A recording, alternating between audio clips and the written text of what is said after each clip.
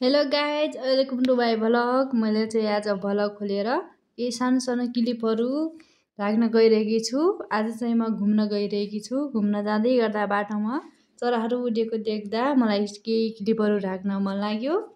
सर्वप्रथममा चाहिँ नापोखरी पोखरी पुगेँ। पोखरीमा घुम्दै गर्दा त्यहाँ पोखरीको नजिकै एउटा अङ्कलले काफल ल्याउनु भएको रहेछ। मैले चाहिँ काफल किनेँ अनि त्यसपछि त्यो अङ्कलले ल्याएको काफल एकदम मिठो रहेछ। म त्यो काफल खाँदै खाँदै पोखरी वरिपरि घुमिरहेको छु, रमाउँदै काफल खाँदै रमाइलो भइरहेछ। त्यहाँ घुमिसकेपछि म त्यही नजिकैको भक्तपुर दरबार स्क्वायरतिर लागेँ। देख्न सक्नुहुन्छ यो गेट चाहिँ म गेटभित्र पुगिसकेपछि त्यहाँ नजिकै रहेको भक्तपुर जिल्लाको नक्सा अवलोकन गर्दै हेर्दै तपाईँहरू पनि हेर्न सक्नुहुन्छ। यहाँ भक्तपुर जिल्लामा धेरै घुम्ने ठाउँहरू छन्। त्यही नक्साबाट थाहा पाउन सक्नुहुन्छ र घुम्न सक्नुहुन्छ।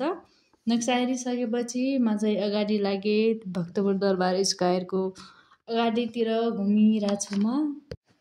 तपाईँहरू पनि यहाँ भक्तपुर जिल्लाको भक्तपुर दरबार स्क्वायरमा घुम्न आउन सक्नुहुन्छ। यो चाहिँ भक्तपुर जिल्लाको एकदमै प्रख्यात ठाउँ, घुम्नै पर्ने मध्ये एक रहेको छ। तपाईँहरू पनि यहाँ आएर अवलोकन गर्ने, घुम्दै रमाउँदै गर्न सक्नुहुन्छ। यहाँ चाहिँ मान्छेहरू धेरै घुम्न आइरहने रहेछन्। पर्यटकहरू आएर कसैले भिडियो खिचिरहेछन्, कसैले टिकटक बनाइरहेछन्, कोही चाहिँ फोटो खिचिरहेछन्। तपाईँहरू पनि आउन सक्नुहुन्छ।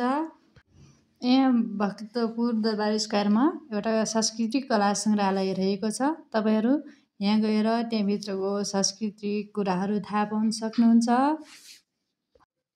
भक्तपुर दरबार स्क्वायर चाहिँ 13औं शताब्दीमा तत्कालीन मल्ल राजा जय स्थिति मल्लले निर्माण गरेका थिए।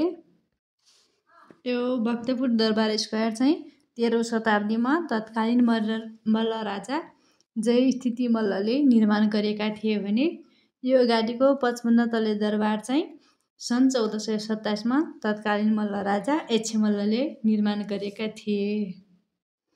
सन् 1969मा भक्तपुर दरबार स्क्वायरलाई युनेस्कोले वर्ल्ड हेरिटेज साइटमा पनि सूचीकृत गरेको छ।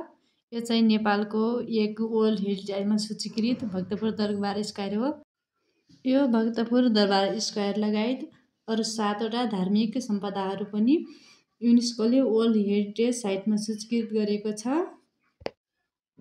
यहाँ पुराना भत्किएका भौतिक पूर्वाधारहरू पुनर्निर्माणको कामहरू सुरु भइरहेको छ र तिनीहरूलाई फेरि निर्माण गर्ने कार्यहरू अगाडि बढिरहेको छ।